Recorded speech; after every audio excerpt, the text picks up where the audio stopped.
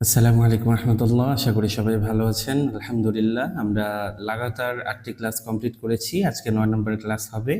পিছনের হরফগুলো যে আমরা শিখেছি সেগুলো ভিন্ন স্টাইলে লিখলে সেগুলো দেখতে কেমন হবে, সেগুলো আমরা কিভাবে চিনতে পারি, সেই বিষয়ে আজকে নতুন সিস্টেমে ক্লাসগুলো হবে ইনশাআল্লাহ। ঠিক আছে, চলেন আজকের ক্লাসগুলো শুরু করা যাক। জি, আমরা পরের ক্লাসে চলে এসেছি। আজকের সবক থাকবে বা আজকের পড়াগুলো থাকবে এভাবেই। আমরা এই প্রত্যেকটা হরফ শিখেছি, প্রত্যেকটা হরফ পূর্বের পৃষ্ঠায় শিখেছি, কিন্তু এই যে এই লাইনের হরফগুলো খেয়াল করি, এই লাইনের গুলো খেয়াল করি, এই যে বাটা এভাবেও লেখা যায়, এভাবেও এভাবেও।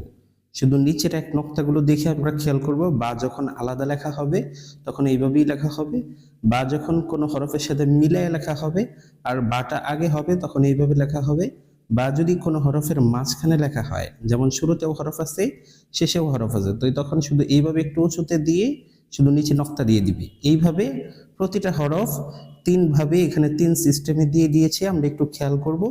আজকের সবক থাকবে এই নিচের থেকে আমরা উপর পর্যন্ত স্পিডে পড়ে যাব এইভাবে: শিন, সিন, খ, হা, জিম, ইয়া, নুন, সা, তা, বা। এগুলো দেখে তো আমরা শিখছি, এগুলো তো পারবই, তো আমরা এইভাবে শেখার ট্রাই করব। এখান থেকে এভাবেও পড়বো, নিচের থেকে আবার উল্টাও পড়বো, আবার এই মাঝখানের লাইন থেকেও নিচে থেকে উপরে পড়বো, উপরে থেকে নিচে পড়বো। উল্টাপাল্টা পড়ে আমি দেখব যে আমি অল্প অল্প অংশগুলো দেখে দেখে আমি পুরো হরফের নামটা বলতে পারছি কিনা, সেই জিনিসটা একটু খেয়াল করবো ইনশাল্লাহ। আজকের এই আধা পৃষ্ঠা থাকবে, কালকে ইনশাল্লাহ পরের আধা পৃষ্ঠা হবে। ঠিক আছে, আজকের পড়া এতটুকুই। আশা করি সবাই বিষয়টা বুঝতে পারছেন, ভালো করে ইয়াদ করে ফেলবেন, আর হরফগুলো চেনার ক্ষেত্রে যাতে সহজ হয় এজন্য একটু নিজে থেকে মনোযোগ সহকারে ক্লাসটি করার চেষ্টা করবেন। ঠিক আছে, আসসালামু আলাইকুম রহমতুল্লাহ, আল্লাহ হাফেজ।